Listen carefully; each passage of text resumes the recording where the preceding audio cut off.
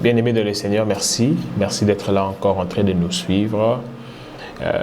Merci. J'aimerais dire particulièrement merci à toutes ces personnes qui nous soutiennent, toutes ces personnes qui nous ont encouragés pendant qu'ils avaient reçu l'information de l'émission. Merci à toutes ces personnes qui prient pour nous, qui nous portent à cœur. En tout cas, j'aimerais dire un grand merci à vous. Voilà. Une fois de plus, avant de commencer notre mission et avant d'exploiter un peu le sujet de cette édition, j'aimerais premièrement que nous puissions commencer à prier.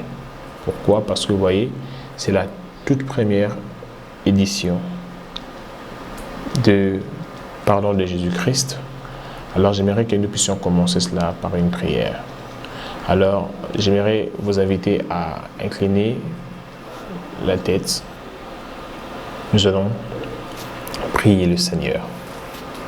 Père éternel, nous te bénissons. Nous te rendons gloire et grâce parce que tu es Dieu. Merci de nous permettre de pouvoir tourner cette première émission.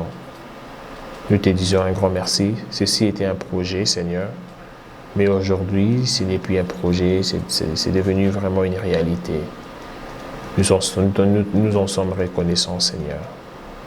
Voilà, éternel, mon Dieu, mon roi, entre tes mains, nous laissons cette édition ainsi que toutes les autres qui viendront par après. De la même manière, Seigneur, oh Dieu, tu es le Dieu de notre commencement. Nous croyons, éternel, que c'est toi qui donneras du succès à cette émission. Nous croyons, Père éternel, qu'au travers de cette émission, tu vas parler à la vie de plusieurs. Plusieurs vont se décider à donner leur vie à toi, Seigneur. Mais aussi, Seigneur, plusieurs seront encouragés de poursuivre et de maintenir leur foi, Seigneur. D'aide bénir la vie de toutes ces personnes qui suivent cette émission. D'aide bénir la vie de toutes ces personnes qui auront à cœur de pouvoir soutenir cette émission d'une manière ou d'une autre. Laisse que, Seigneur, oh Dieu Tout-Puissant, que l'honneur et la gloire et puissent te revenir à toi et à toi seul. Au nom de Jésus, nous avons ainsi prié par la puissance du Saint-Esprit. Nous disons gloire et louange à toi, Seigneur Jésus. Amen. Voilà, nous allons commencer à donner premièrement le thème de cette édition. Voilà, aujourd'hui, nous allons partager tout autour d'un thème. C'est un merveilleux thème. Le thème dit, Jésus dit, ne t'inquiète pas. Jésus dit, ne t'inquiète pas.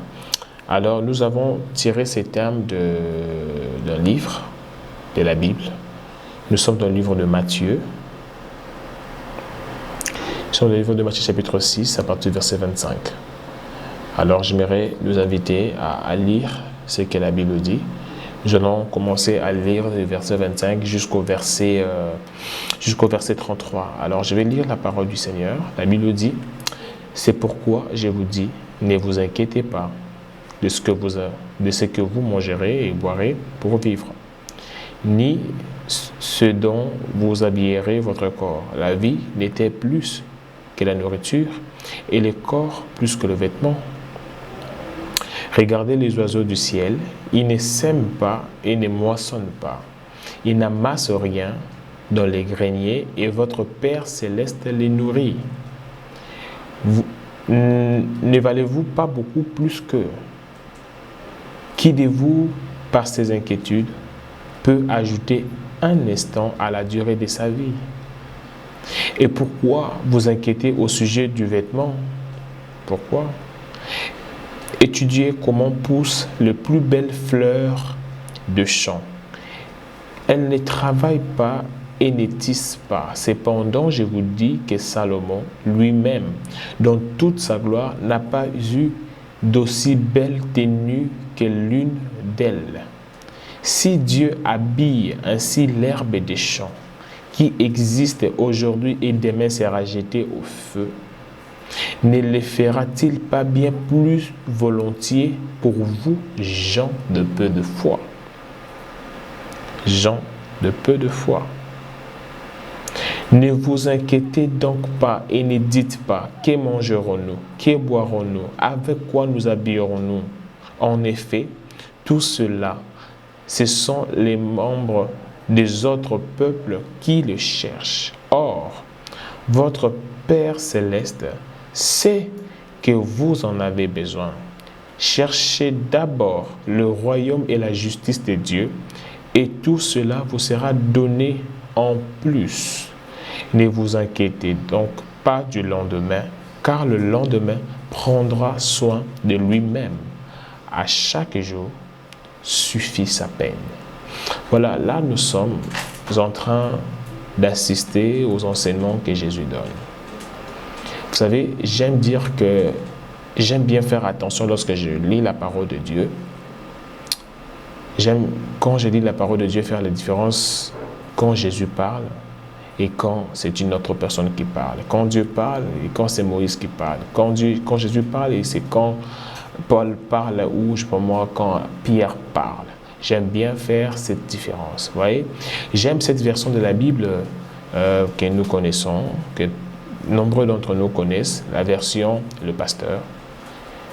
Dans la version Les Pasteurs, toutes les paroles de Jésus ont été écrites en rouge. Vous voyez? C'est-à-dire quoi? Pendant que nous sommes en train de lire ce verset, nous devons faire très attention parce que c'est lui qui nous parle ici. Ce n'est pas un homme ordinaire, mais c'est Jésus qui nous parle. Et ici, Jésus-Christ nous appelle à ne pas nous inquiéter. Vous voyez? Il nous demande de ne pas nous inquiéter. Mais écoutez, pourquoi pas Jésus-Christ nous a enseigné autre chose que les inquiétudes? Écoutez, Jésus-Christ savait que les inquiétudes ont des conséquences néfastes dans notre vie. Comment ça? Simplement parce que Jésus-Christ sait que quelqu'un qui s'inquiète, premièrement, les inquiétudes vont réduire sa capacité de faire confiance à Dieu. Écoutez, quelqu'un qui s'inquiète n'aura vraiment pas la foi dans les Écritures. Quelqu'un qui s'inquiète, c'est comme qui dirait, ne fait plus tellement confiance en Dieu. Vous savez, dans la parole de Dieu, il y a beaucoup de promesses, beaucoup de choses que Dieu nous a promis. Et lorsque nous avons la foi en Dieu, nous lui sommes agréables. Et lorsque nous avons la foi en Dieu, c'est comme qui dirait, nous lui ouvrons une grande porte de pouvoir agir dans notre vie. Parce que la Bible dit que sans la foi, il est impossible de lui être agréable. Et la Bible mentionne aussi que c'est Jésus-Christ qui est le consommateur de notre foi. Quelqu'un qui a la foi dans les Écritures, quelqu'un qui a la foi en Dieu, je dirais que cette personne nourrit Jésus-Christ. Et plus Jésus est en très bonne santé dans notre vie, plus il agit. Voyez. Mais quelqu'un qui s'inquiète, j'aimerais vous dire que derrière les inquiétudes, le diable a une grande mission, c'est-à-dire de réduire votre capacité de faire confiance en Dieu. Et lorsque votre capacité de faire confiance à Dieu est réduite, laissez-moi vous dire que vous ne plaisez plus à Dieu. Voyez, et le diable va vous plonger dans l'amertume. Vous voyez, j'aime ce que Joyce Meyer a dit dans l'un de ses livres. Elle a dit que l'apitoiement personnel est une prière contre sa propre destinée. Vous voyez, quelqu'un, au lieu de faire confiance en Dieu, commence à avoir l'amertume, commence à s'inquiéter, commence à se poser des questions et tout ça, commence à pleurer. Vous voyez, derrière cet apitoiement, derrière cette amertume, derrière ces questionnements, écoutez, le diable a une mission, ça va t'amener à la mort. Ça diminue ta capacité de faire confiance en Dieu et ça t'enlève sous la couverture de Dieu. Vous voyez, simplement. Et la deuxième des choses, c'est que les inquiétudes détruiront ta santé. Vous voyez, simplement. Comment? Vous voyez, quelqu'un qui s'inquiète, vous voyez, quelqu'un qui s'inquiète aura du mal à être en bonne santé. La personne qui s'inquiète aura des problèmes d'estomac, première des choses. voyez, va commencer à souffrir de la gastrite. Quelqu'un qui s'inquiète n'aura pas une très bonne santé, va commencer à maigrir. Des raisonnements, des questionnements, mais comment je vais faire? Mais comment je vais m'en sortir? Mais comment est-ce que je vais procéder? Vous voyez, la personne va commencer à chercher de voies et moyens. Mais Seigneur, comment je vais faire? Mais Seigneur, comment je vais m'en sortir? Waouh! Ça va détruire ta santé, les raisonnements. Vous allez voir que la personne va commencer à tomber malade à tout moment, ça sera très compliqué. La troisième des choses, c'est que les inquiétudes réduisent votre capacité, votre efficacité. Les inquiétudes réduisent votre efficacité à vous battre, votre envie de vous battre. Vous voyez, quelqu'un qui s'inquiète, c'est comme qui dirait, baisse les bras. Une personne qui s'inquiète, c'est comme qui dirait, c'est une personne qui se déclare déjà vaincue. Cette personne n'aura plus l'envie de se battre.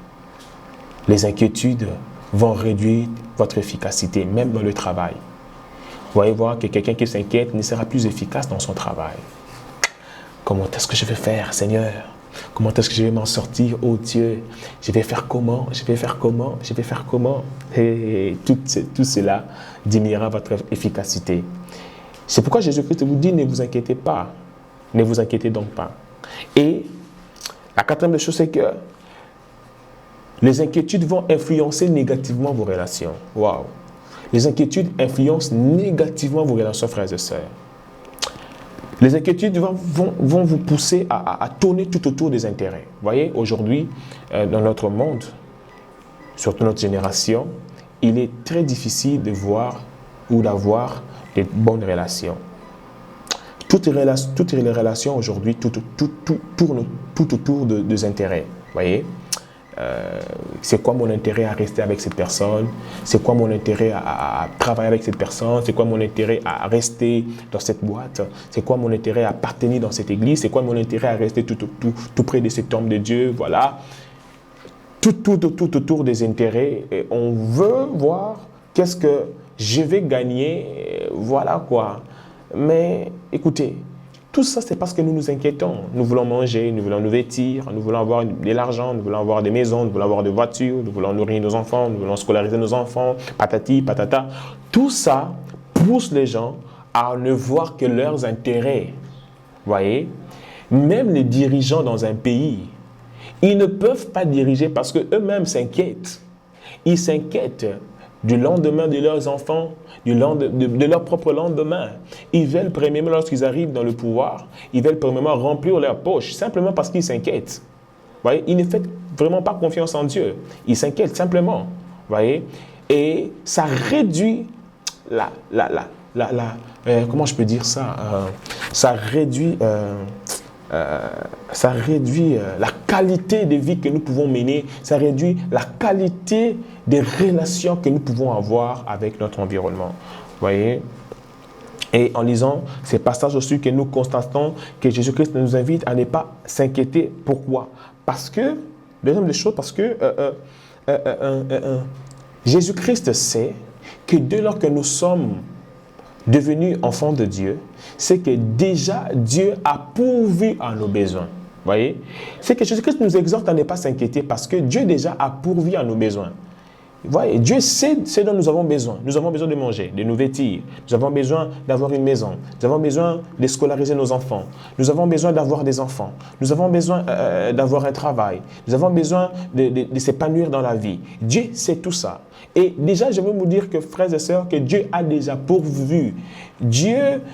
Notre Dieu est un Dieu prévoyant. Notre Dieu est un Dieu de toute capacité et de toute possibilité. J'aimerais te dire ça clairement, frères et sœurs. Pourquoi tu t'inquiètes? Notre Dieu, il ne peut pas te laisser mourir. Tu es son enfant. Quel est ce père qui peut laisser mourir, qui peut laisser son enfant mourir de faim, qui peut laisser son enfant être exposé au soleil, au froid, sans pour autant prévoir déjà un pull, sans pour autant prévoir une maison, sans pour autant prévoir que son enfant doit être chaud? Non. De la même manière que toi, tu t'inquiètes pour ton enfant, de la même manière que Dieu s'inquiète pour toi aussi, de la même manière que Dieu s'inquiète pour ta famille, Dieu sait que tu as des enfants, Dieu sait que tu as besoin des enfants, Dieu sait que tu as besoin de te marier, Dieu sait que tu as besoin de vivre, tu as besoin de t'épanouir, Dieu sait que tu as besoin d'une voiture, Dieu sait que tu as besoin de vêtements, Dieu sait tout ça, frères et sœurs. Dieu connaît tout ça. Et que Dieu a déjà pourvu à ces besoins-là. Mais il y a des moments où Jésus-Christ s'étonne de nous, il dit, mais est-ce que cet enfant, il est normal? Mais pourquoi il peut s'inquiéter jusqu'à ce niveau? C'est pourquoi Jésus-Christ dit, ne vous inquiétez pas. Simplement parce que Dieu a déjà pourvu à nos besoins. Si seulement si tu savais comment est-ce que Dieu a pourvu à tes besoins, si seulement tu savais l'avantage que tu as d'être enfant de Dieu. C'est pourquoi, toi qui me suis, qui n'es pas encore enfant de Dieu, je vais vous dire qu'il y a des bénéfices d'être appelé fils de Dieu. Premièrement, parce que ta relation, tu vas te réconcilier avec Dieu, tu seras en bon terme avec ton Dieu, et lorsque tu pries, ta prière va tout droit vers Dieu. Et quand tu pries, il écoute ta prière et il t'exauce. Il ne t'exauce pas comme un serviteur, mais il t'exaucera comme un fils. Comme qui dirait, quand tu grandissais, tu demandes, papa, j'ai besoin de bonbons. Papa, j'ai besoin d'un Nintendo, d'une PSP.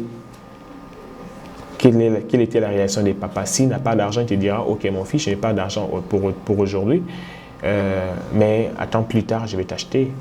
Mais ce qui est bien avec notre Dieu, c'est que notre Dieu ne peut pas nous dire qu'il n'en a pas. Non. Il ne peut jamais donner cette réponse. Notre Dieu a tout. Il est le maître de l'univers. D'ailleurs, quand tu lis le livre de 2 Samuel, j'aime bien ce livre-là, vous allez voir que 2 Samuel présente plus Dieu comme étant le Dieu de l'univers, le maître de l'univers. Il est le propriétaire de la terre et de tout l'univers. Il ne peut pas manquer. C'est lui qui a fait que l'or existe, les diamants existent, ainsi que toutes les matières premières, les matières précieuses existent. Les pierres précieuses existent. Notre Dieu a tout, frère. Notre Dieu a tout. Et lorsque tu appartiens à Dieu, il ne peut rien te refuser.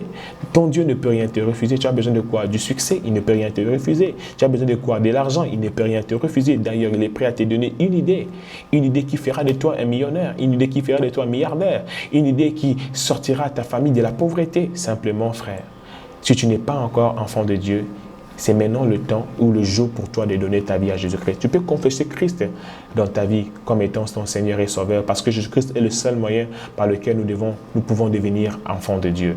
Voilà, la Bible dit, si tu crois dans ton cœur, tu confesses de ta bouche qu'il est Seigneur.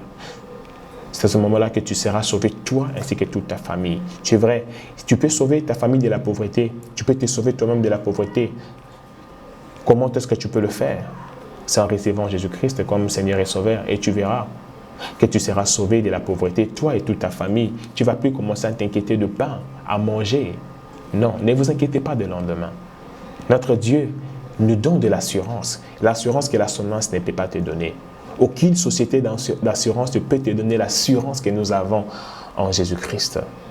L'assurance de nous vêtir, l'assurance d'avoir une bonne santé, l'assurance d'être protégé, l'assurance de bien respirer, l'assurance de bien manger, l'assurance de bien se marier, l'assurance d'avoir de beaux enfants intelligents, l'assurance, je ne sais pas, ne t'inquiète, pourquoi tu t'inquiètes d'ailleurs?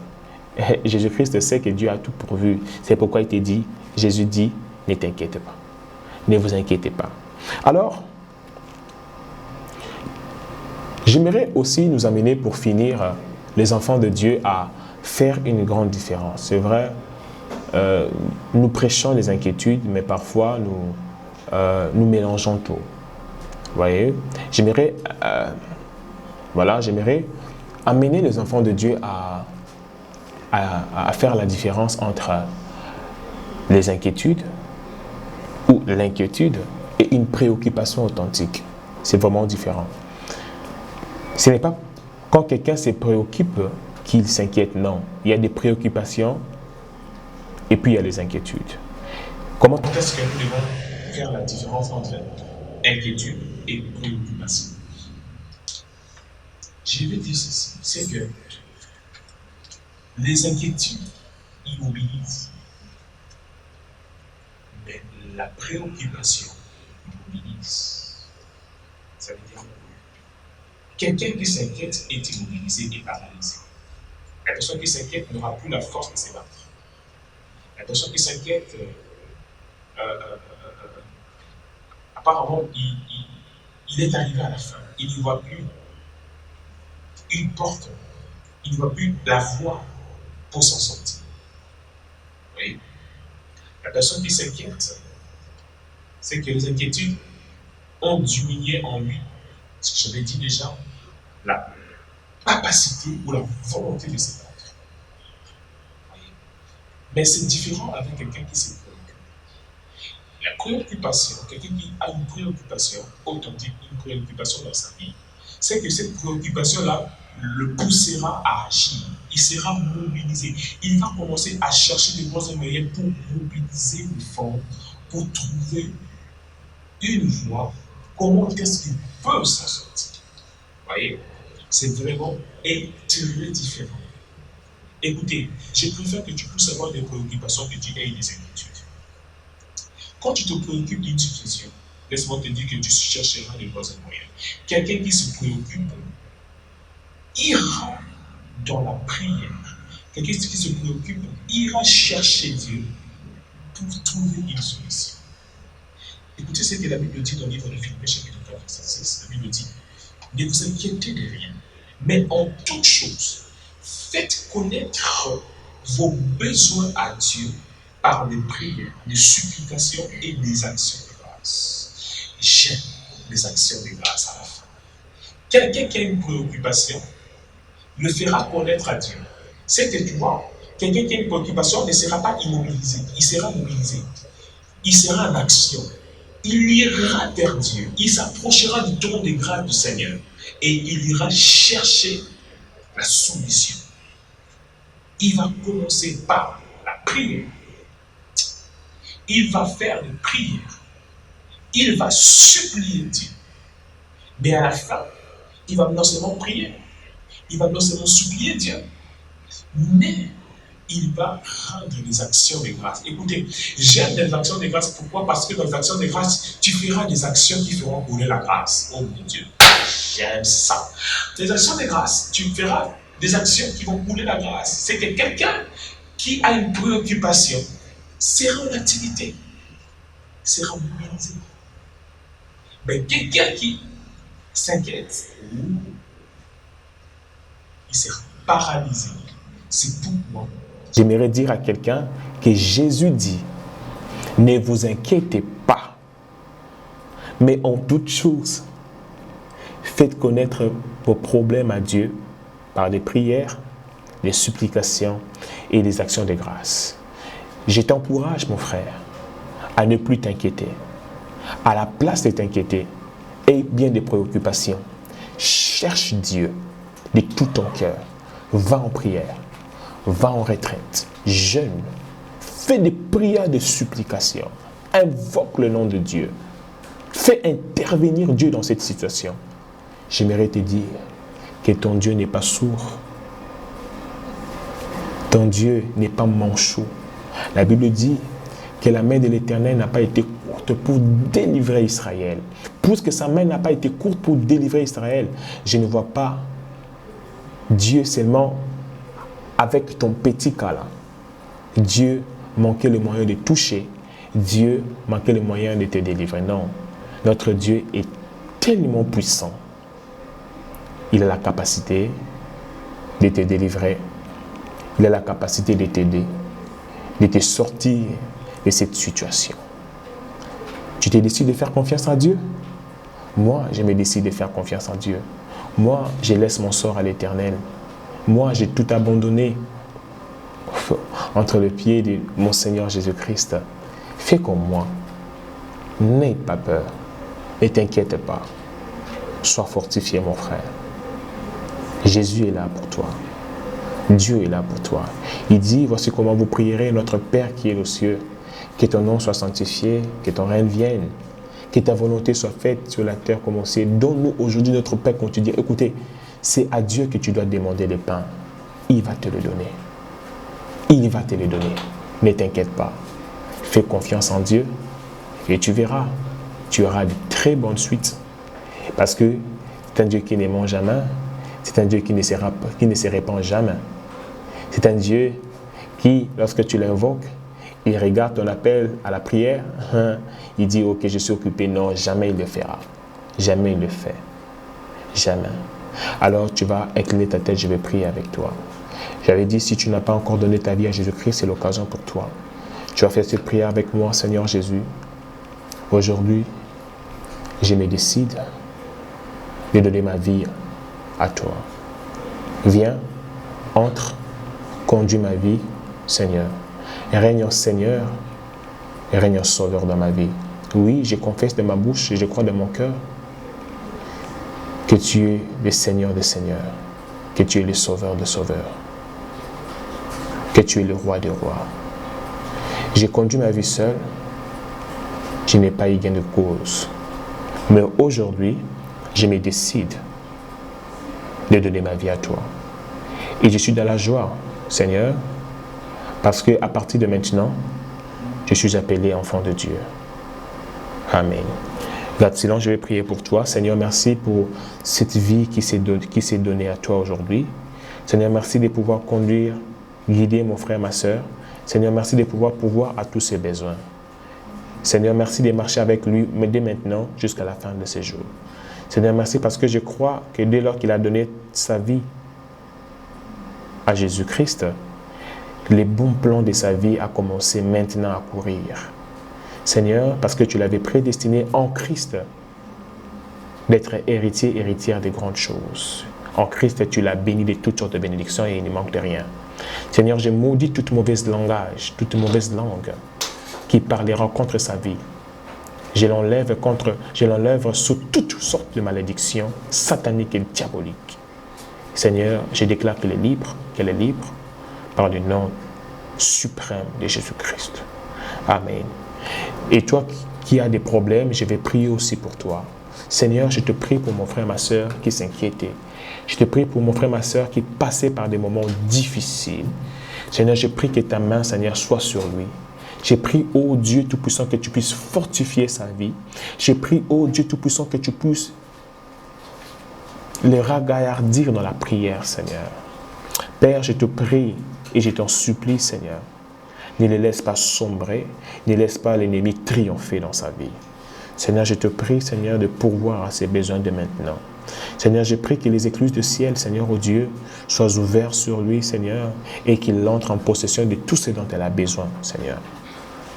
Ô Dieu Tout-Puissant, sois loué, sois glorifié, qu'avant la fin de cette année, Seigneur, que mon frère et ma soeur aient un témoignage. Oui, je déclare sur ta vie qu'avant la fin de cette année, tu auras un témoignage. Tu vas témoigner de ce que Dieu a fait dans ta vie. Au nom puissant et glorieux de Jésus, j'ai ainsi prié. Amen. Merci beaucoup. Merci d'avoir suivi cette émission. Que le Seigneur vous bénisse. N'oubliez pas, faites-nous parvenir vos témoignages de conversion. Faites-nous parvenir ce que Dieu a fait dans votre vie. Faites-nous parvenir la main de Dieu. Comment est-ce que vous avez vécu la main de Dieu? Vous étiez malade, Dieu vous a guéri. Vous étiez dans des problèmes, Dieu a pourvu. Vous étiez sans emploi, Dieu vous a donné un bon emploi. Qu'est-ce que vous étiez hier et comment est-ce que vous êtes et qu'est-ce que vous êtes devenu aujourd'hui par la puissance du Saint-Esprit? Voilà, nous sommes heureux. Contactez-nous au 081 04 09 014 081 04 09 014. C'est notre numéro appel, message, ainsi que c'est notre numéro WhatsApp. Vous pouvez aussi nous suivre sur la page Berger Yann Ngbanda sur Facebook ainsi que sur YouTube. Vous pouvez me suivre. J'ai écrit Berger Yann Ngbanda. Sur Twitter, Yann Héphaïstos. Yann Ngbanda aussi, ainsi que sur Instagram, le même nom. Voilà. Que Dieu vous bénisse et qu'il vous soit favorable. Merci et à très bientôt. Ciao.